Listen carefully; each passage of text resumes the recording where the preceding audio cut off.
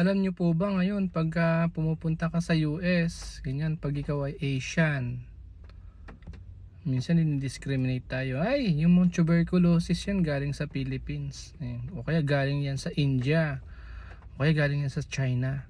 Sabi nila, sa mga western countries. Ni-screen tayo sa tuberculosis.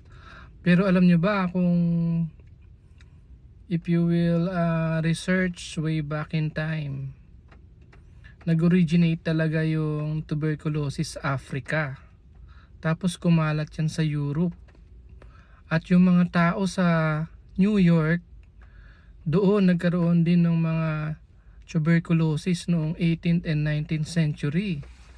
Actually sa kanila kumalat from Africa, tapos sa Europe, sa Middle East, tapos doon sa United States, sa New York.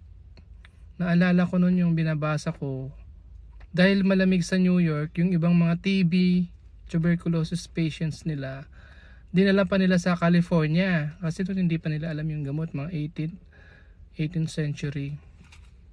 Kala nila sa California kasi maaliwalas.